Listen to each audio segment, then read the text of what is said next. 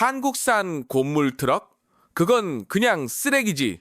서늘한 냉소가 황량한 평원을 가로질러 퍼졌습니다. 카자흐스탄 서부 탱기즈 유전으로 향하는 대지 한복판. 발언의 주인공은 현지 정부의 유력자로 이번 석유 개발 프로젝트에 투입될 차량 선정을 총괄하는 젊은 관료였습니다. 그의 눈앞에는 눈부신 자태를 뽐내는 중국산 최신형 트럭 부대가 정렬되어 있었습니다. 황금빛 디지털 계기판이 반짝이는 운전석, 첨단 전자 제어 시스템, 자율주행까지 가능한 스마트 기술이 총 집결된 거대한 철의 군단. 그야말로 21세기 기술의 결정체였습니다. 그러나 그 옆 아슬아슬하게 자리를 지키고 있는 차량들은 영락없이 퇴물처럼 보였습니다. 페인트가 벗겨지고 녹이 슬어 반들반들한 표면은 없었으며 검은 흙먼지에 뒤덮인 모습은 마치 전쟁터를 간신히 빠져나온 퇴역병사 같았습니다. 한국에서 건너온 지 25년이 넘은 중고 트럭들이었습니다. 현장 기술자들의 비웃음은 숨기지 않았습니다. 이런 고철 덩어리로 뭘 하라는 거지? 이건 박물관으로 보내야 할 물건 아냐? 조롱과 냉소가 현장 전체를 휘감고 있었습니다. 그러나 그 누구도 예상하지 못했습니다. 그 녹슬고 너덜너덜한 한국 트럭들이 불과 몇 달 후 극한의 환경에서 카자흐스탄의 국가적 프로젝트를 지켜내는 마지막 희망이 될 줄은. 반대로 찬란한 자태를 자랑하던 첨단 트럭들이 속수무책으로 무너져 내릴 날이 다가오고 있다는 사실을 말입니다. 탱기즈 유전은 그 자체가 생존의 한계를 시험하는 곳입니다. 여름에는 섭씨 45도를 넘기고 겨울에는 무려 영하 50도까지 떨어지며 카스피해에서 불어오는 염분 가득한 모래 폭풍은 전자장비들의 내부 회로를 부식시키고 엔진을 질식시킵니다. 그래서 사람들은 이곳을 기계들의 처형장이라 불렀습니다. 이 지옥 같은 환경에서 카자흐스탄의 명운이 걸린 석유 채굴 전쟁이 막 시작되려 하고 있었습니다. 현장 책임자 알만은 책상 위에 놓인 계약서를 바라보며 깊은 한숨을 내쉬었습니다. 그는 지금 두 가지 선택지 사이에서 갈등하고 있었습니다. 하나는 중국의 하이브리드 엔진과 인공지능 기반 자동 제어 시스템을 갖춘 최신 트럭 10대. 그리고 다른 하나는 한국 건설 현장에서 20년 넘게 혹사당하고 이제는 퇴역한 듯한 중고 트럭 30대였습니다. 그의 부책임자 백자씨는 냉소를 감추지 않았습니다. 한국 기술이 세계 최고였던 건 옛날 얘기입니다.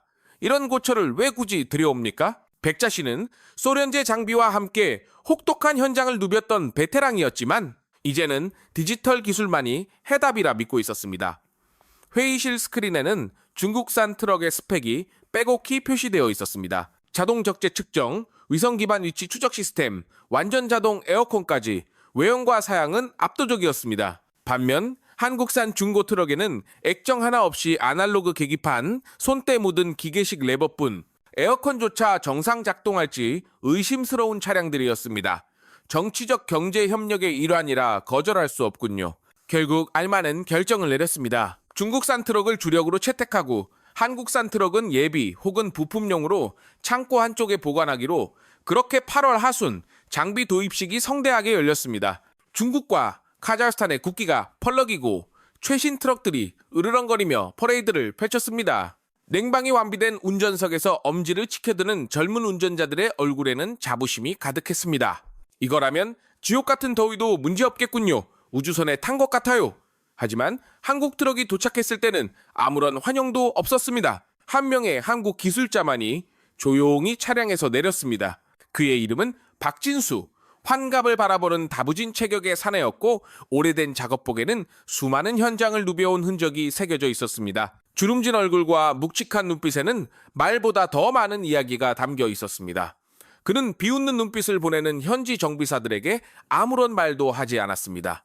단지 묵묵히 자신의 공구를 챙겨 트럭 한 대 한 대의 엔진음을 확인하고 구석구석에 기름을 치며 필터 상태를 점검했습니다. 그런 낡은 트럭 아무리 닦아봐야 소용없습니다. 요즘은 저쪽 최신 기술이 진짜 기술이죠. 한 젊은 정비사가 비웃듯 말했지만 박 기사는 미소만 지으며 대답했습니다. 겉보기엔 그렇죠. 하지만 이 친구들은 20년 넘게 한국의 혹독한 산길과 한겨울 공사 현장에서 단 한 번도 멈춘 적 없는 전사들입니다. 이런 환경일수록 진짜 가치를 보여줄 겁니다. 그의 말은 누구의 귀에도 진지하게 들리지 않았습니다. 최신이 곧 최고라는 믿음이 가득한 현장, 그러나 이 말이 몇 달 뒤 절망의 기지 한복판에서 현실로 드러날 날이 오게 될 줄은 아무도 상상하지 못했습니다. 9월의 어느 날 탱기즈 유전의 하늘이 갑작스레 뒤틀리기 시작했습니다. 카스피해에서 몰아친 모래폭풍은 마치 거대한 짐승이 울부짖듯 모든 것을 집어삼켰습니다. 시야는 수미터 앞도 보이지 않았고 염분 섞인 미세한 모래 입자들은 트럭의 틈새를 파고들어 전자회로를 파괴하기 시작했습니다. 이 혹독한 시련 속에서 자랑스러운 첨단 장비들이 처음으로 무릎을 꿇었습니다. 경고등이 꺼지질 않습니다. 엔진 출력이 제한되고 있어요. 최신 기술을 자랑하던 중국 트럭들은 정교한 센서가 미세 모래를 비정상으로 인식하고는 안전 프로토콜에 따라 스스로 작동을 멈추었습니다. 최첨단 필터는 순식간에 막혀버렸고 센서가 읽어낸 오류 코드가 노트북 화면 가득히 퍼졌습니다. 기계 내부를 점령한 모래와 염분은 고가의 회로 기판을 안쪽에서부터 침식하고 있었습니다. 정비사들은 필사적으로 복구를 시도했지만 소용없었습니다. 컴퓨터는 말도 안 되는 오자리 오류 코드를 연달아 토해내고 그 누구도 기계의 고통을 멈추게 할 수 없었습니다. 반면 창고 구석에 처박혀 있던 한국의 노병들은 모래폭풍 속을 거침없이 달리고 있었습니다. 전자센서 따위는 애초에 장착되지 않았고 기계식 심장은 모래 따위 아랑곳하지 않고 묵묵히 박동을 계속했습니다. 박기사가 사전에 손본 이중 방진 대책과 단단한 금속 기계 구조, 그것은 과거 대한민국의 고도성장기 혹독한 조건 속에서 다져온 신뢰라는 이름의 철학이었습니다. 모래폭풍이 지나간 후 기지는 침묵에 잠긴 듯한 무거운 공기에 휩싸였습니다. 황금빛 트럭들은 말 그대로 움직이지 않았고 아무리 진단 장비를 연결해도 반응은 없었습니다. 화면에 뜨는 것은 회복 불가라는 메시지뿐이었습니다. 그러나 그 순간 어둠 속을 뚫고 묵직한 엔진음이 들려오기 시작했습니다. 먼지와 녹으로 뒤덮였지만 여전히 생명력 넘치는 울림. 한국 트럭이 바로 그 노병들이 모래 폭풍 속에서도 자재를 실은 채 당당히 기지로 복귀하고 있었던 것입니다. 알마는 숨을 삼켰습니다. 이건 말도 안 돼. 저런 고철이 어떻게 부책임자 백자씨는 얼굴을 붉히며 강하게 반박했습니다. 이건 단지 우연일 뿐입니다. 최신 트럭들도 센서만 고치면 곧 복구될 겁니다. 곧 따라잡을 수 있어요. 그는 여전히 믿고 있었습니다. 숫자와 재원이 기술의 전부라고.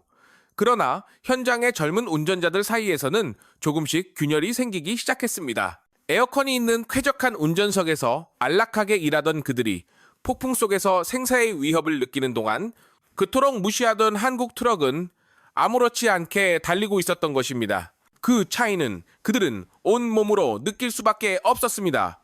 박 기사는 조용히 현대 트럭의 본넷을 열고 엔진을 살피고 있었습니다. 그의 곁에는 이반이라는 노련한 정비사가 다가왔습니다. 소렌제 장비로 혹한의 대지를 지켜온 베테랑이었습니다.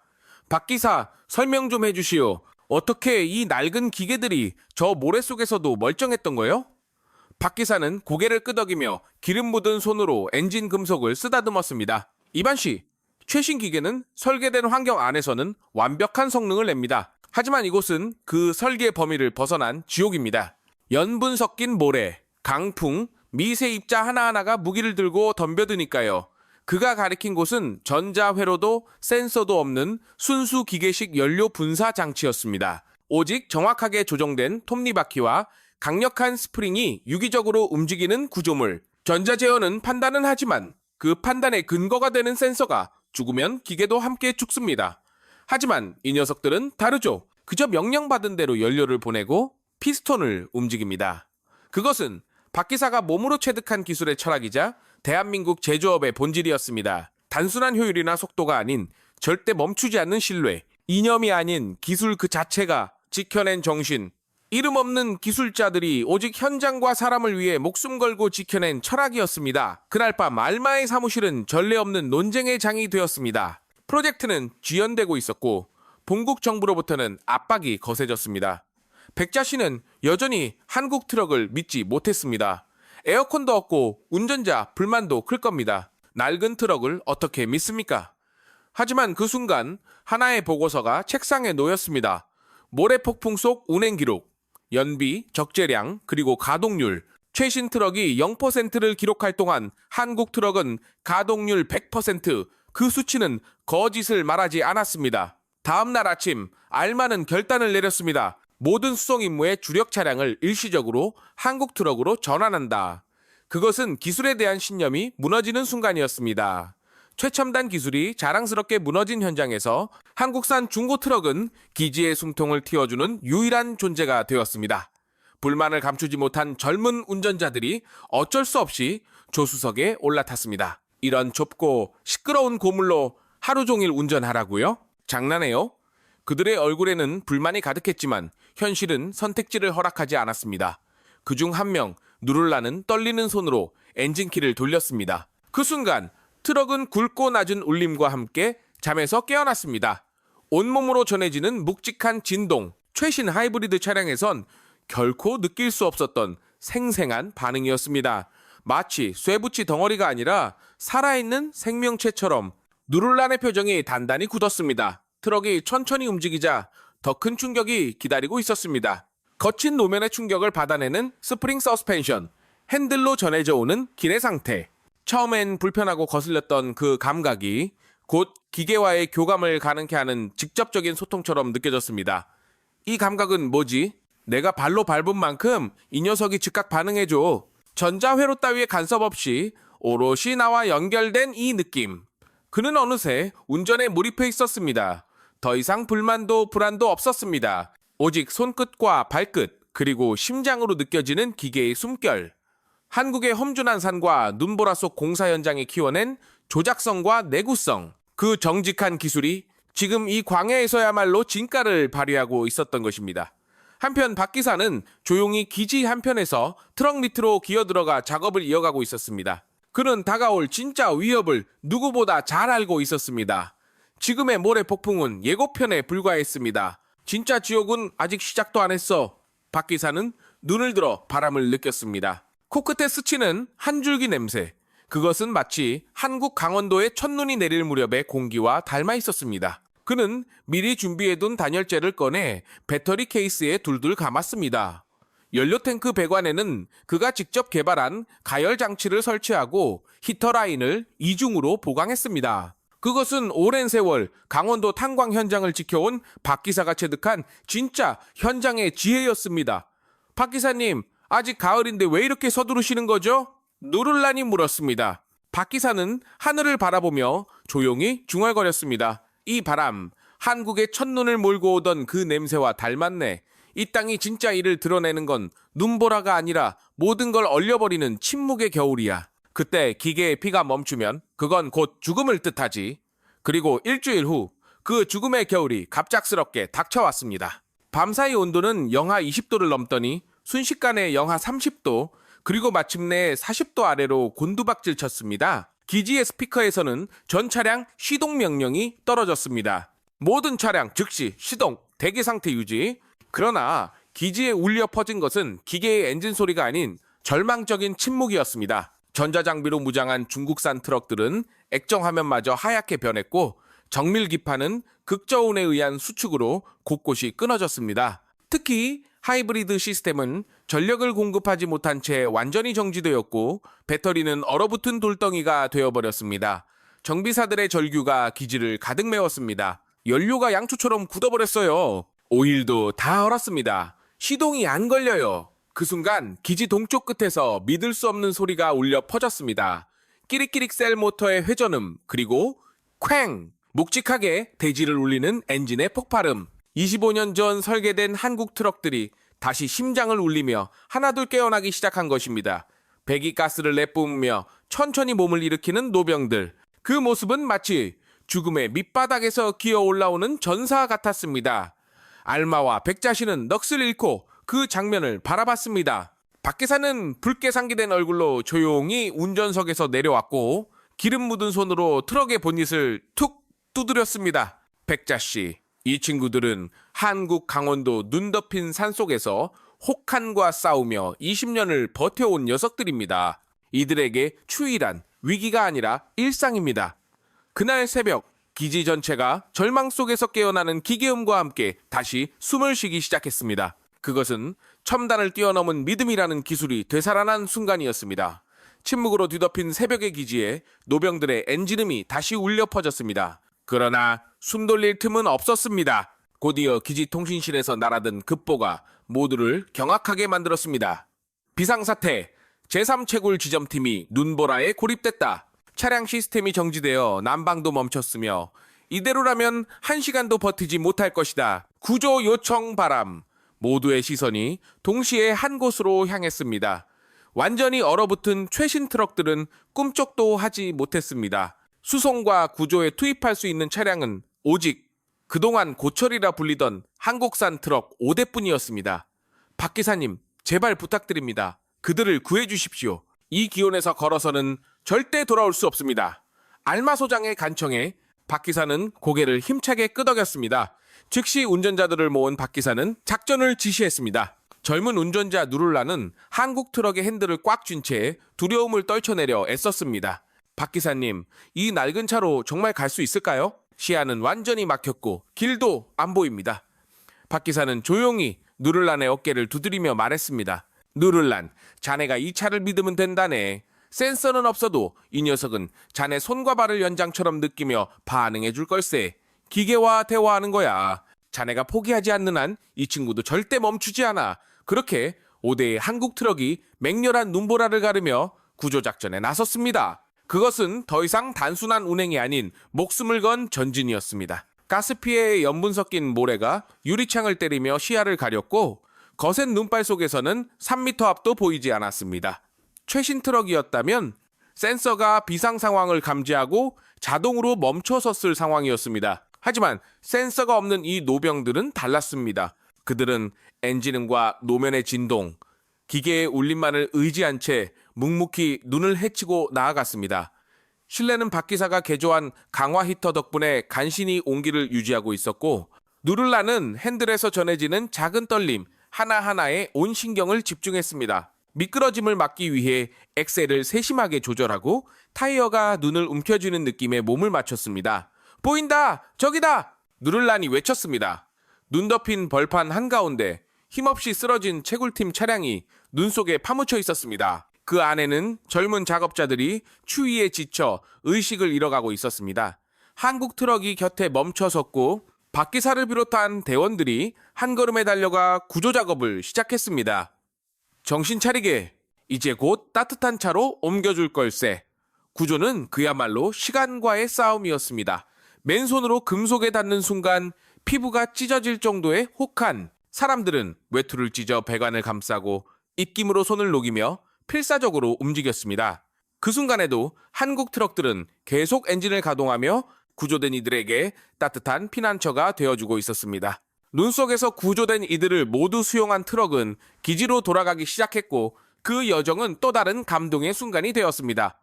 조수석에 앉은 누룰라는 조심스레 입을 열었습니다. 박 기사님, 솔직히 말씀드리면 전 지금까지 한국 트럭을 무시했습니다. 에어컨도 없고 너무 낡았다고요. 하지만 정작 생명의 위기 앞에서 우리를 배신하지 않은 건 이 녀석이었습니다. 박 기사는 미소 지으며 조용히 대답했습니다. 누를란, 한국엔 혼을 담는다는 말이 있네. 단순히 물건을 아껴 쓴다는 의미가 아니지 만든 사람의 정신을 쓰는 사람이 이어받는다는 뜻이야. 이 차를 만든 기술자들도 25년 뒤 카자흐스탄에서 누군가를 살릴 거라고는 상상도 못했을 거야. 하지만 그들은 대충 만들지 않았어. 언제, 어디서, 누가 사용하더라도 절대 멈추지 않도록 그들의 간절한 마음이 이 엔진 소리 안에 살아있는 거지. 기지로 돌아온 5대의 트럭, 눈과 흙먼지로 뒤덮여 있었지만 그 모습은 그 어떤 최신 트럭보다도 위험있게 느껴졌습니다. 구조된 인원들이 실려 나오는 순간 알마와 백자씨의 눈은 자연스럽게 그 트럭들을 향했습니다. 황금빛 최신 트럭은 눈 속에 파묻혀 있었고 고철이라 여겨졌던 한국 트럭만이 멈추지 않은 심장을 울리고 있었습니다. 그날 이후 기지의 분위기는 완전히 뒤바뀌기 시작했습니다. 구조작전은 성공적으로 마무리되었습니다. 하지만 프로젝트 자체는 여전히 벼랑 끝에 서 있었습니다. 치명적인 문제는 남아 있었습니다. 바로 수송력. 최신 트럭 10대가 모두 얼어붙으며 자재 운송이 전면 중단된 상황. 남은 건 한국 트럭 5대뿐이었고 이들만으로는 광대한 유전을 가동하기엔 역부족이었습니다. 절망이 짙게 드리운 회의실. 알마는 좌절에 가까운 목소리로 말했습니다. 박 기사님, 어쩌면 좋습니까? 이대로라면 프로젝트는 멈추고 우리 모두 해고될 겁니다. 한국 트럭이 훌륭한 건 알겠지만 수가 너무 부족합니다. 박 기사는 조용히 일어섰습니다. 그의 눈빛에는 아직 한 점의 포기조차 없었습니다. 알마 소장님, 한국 트럭은 5대가 전부가 아닙니다. 혹시 창고 구석에 놓여있던 부품용 차량들을 기억하십니까? 모두의 시선이 동시에 창고 방향으로 쏠렸습니다. 그곳에는 아무도 눈길을 주지 않던 낡고 부서지고 심지어 바퀴조차 빠진 고철 트럭들이 먼지를 뒤집어 쓴 채 잠들어 있었습니다. 유리창은 깨져 있었고 지붕은 찌그러져 있었으며 차량 내부는 곰팡이와 흙먼지로 가득했습니다. 설마 저 고물들을 고치겠다고요? 백자 씨는 얼굴이 굳으며 소리쳤습니다. 제정신이십니까? 저건 쓰레기입니다. 저런 자네들 만지다가 손가락이라도 얼면 우린 끝입니다. 하지만 박 기사의 눈빛은 흔들림이 없었습니다. 그의 눈에는 과거 한국 건설 현장에서 수많은 불가능을 뛰어넘었던 기술자들의 의지가 살아 숨쉬고 있었습니다. 그는 말없이 두꺼운 방한복을 벗고 움직임이 편한 작업복으로 갈아입었습니다. 사람들이 경악하는 가운데 그는 서서히 창고 안으로 들어가 낡은 정비 지침서를 펼쳤습니다. 그것은 박 기사가 한국을 떠나기 전 혹시라도 모를 사태에 대비해 직접 작성한 구형 차량 소생 매뉴얼이었습니다. 누를란 이반, 이리 와서 도와주게. 이 친구들은 아직 죽지 않았어. 그저 아주 깊은 잠에 빠져 있을 뿐이지. 한국의 설계자들은 이런 순간을 예상했네. 누구라도 어떤 상황에서도 고칠 수 있도록 일부러 여지를 남겨두었거든. 박 기사의 말에 누를란과 이반은 조용히 다가왔습니다. 정적 속에서 그들만의 고요한 작전이 시작되었습니다. 진단 장비도 컴퓨터도 없었습니다. 오직 낡은 렌치, 주전자에 끓인 뜨거운 물, 손끝의 감각, 그리고 끈기. 그것이 전부였습니다. 박 기사는 말했습니다. 잘 들어. 전자회로가 죽어도 금속의 의지는 살아있어. 뜨거운 물로 굳은 기름을 녹이고 수동 펌프로 공기의 길을 만들어 그리고 단 한 방울의 연료만 심장부에 보내주면 돼. 그걸로도 이 녀석들은 반드시 응답할 거야. 손끝은 얼어붙고 호흡은 매서운 냉기에 부딪혀 뿌옇게 피어올랐습니다. 하지만 박 기사는 멈추지 않았습니다. 금속이 마찰하는 소리, 나사를 조일 때의 손맛, 관을 따라 흐르는 액체의 기척. 그는 기계와 대화를 이어갔습니다. 그 순간 누를라는 자신의 내면에서 어떤 울림을 느꼈습니다. 지금까지 그가 비웃고 무시했던 아날로그 기술, 그 기술이 지금 이 극한의 땅에서는 어떤 최첨단 컴퓨터보다도 믿음직스럽고 성스럽게 느껴졌습니다. 박 기사님, 저도 하겠습니다. 이 노병들을 다시 전장에 세워 보이겠습니다. 누를란의 외침에 기지 사람들의 눈빛이 하나둘 변하기 시작했습니다. 그 누구도 입을 열지 않았지만 자신들의 외투를 찢어 배관을 감싸고 손을 비벼가며 작업을 도왔습니다. 그것은 단순한 정비가 아니었습니다. 얼어붙은 자존심과 신념을 되찾기 위한 영혼의 의식이었습니다. 3시간이 지났을 무렵 박 기사는 오래된 덤프트럭 한 대 앞에 섰습니다. 25년 전 한국 탄광 현장에서 혹사당하다 퇴역한 차량, 기지에서도 가장 상태가 나쁘다 평가받던 그 차였습니다. 누를란, 자네가 이 녀석을 깨워보게. 하지만 시동이 안 걸리면 힘으로 돌리지 말고 이 녀석의 호흡을 느끼게 가장 뜨거운 열기가 전달될 순간을 기다렸다가 부드럽게 깨워주는 거야. 누를란은 키를 조심스레 돌렸습니다. 끼르륵! 힘없는 소리가 울렸습니다. 모두가 고개를 떨구려던 그때 지금이다 박 기사의 외침과 함께 누를란은 키를 끝까지 돌렸습니다. 지축을 울리는 폭발과 함께 트럭이 거대한 연기를 내뿜으며 깨어났습니다. 피스톤이 25년의 침묵을 깨고 다시 박동하기 시작했습니다. 그 뒤로도 한 대, 또 한 대의 고철이라 여겨졌던 트럭들이 차례로 부활했습니다. 기지가 들썩였습니다. 그 광경을 지켜보던 백자 씨는 넋이 나간 얼굴로 중얼거렸습니다. 이건 마법이야. 황금빛 최신 차량들이 침묵하는 사이 녹슨 한국 트럭들이 힘차게 연기를 내뿜으며 전장의 맥박을 되살리고 있었습니다. 그날 기적은 현실이 되었습니다. 10대가 넘는 고철 트럭들이 박 기사의 손에서 다시 태어났고 그들은 움직이지 않는 최신 트럭들을 견인하며 프로젝트의 수송을 이어가기 시작했습니다. 숫자는 진실을 말했습니다. 최신 트럭의 가동률 0%, 한국 트럭의 가동률 100%. 한국 차는 뒤처진 게 아니었어. 오히려 이 시대가 아직 그 끈기를 따라오지 못한 거야. 알마 소장은 조용히 박 기사에게 고개를 숙였습니다. 그건 한 개인을 향한 존경이 아니었습니다. 한국이라는 나라가 오랜 세월 쌓아온 만드는 것에 대한 집념과 정신에 대한 경애였습니다. 기적이 이루어졌습니다.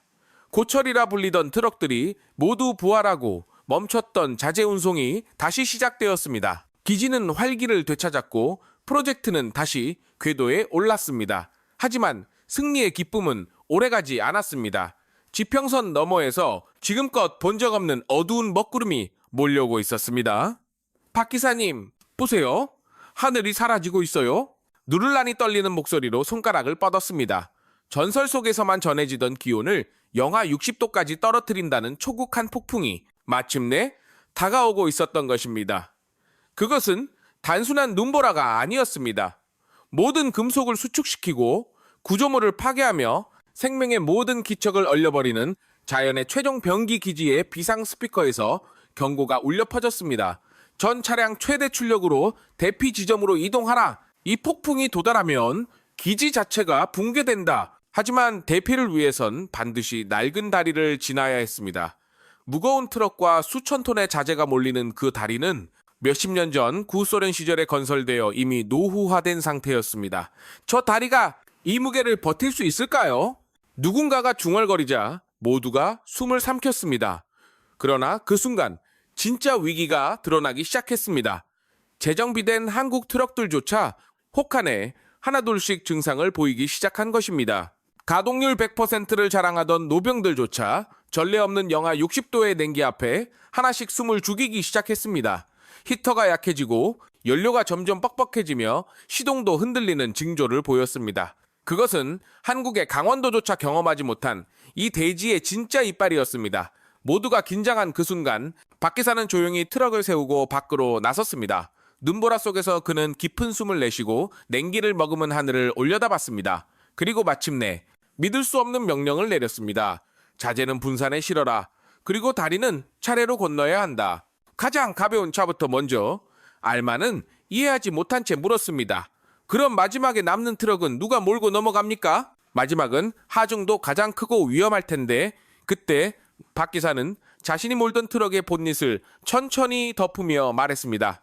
그건 제가 합니다. 모두가 경악했습니다. 그는 다리를 지탱할 수 있는 마지막 시간까지 기다리며 폭풍 속에서 가장 무거운 짐을 지고 건너겠다는 뜻이었습니다.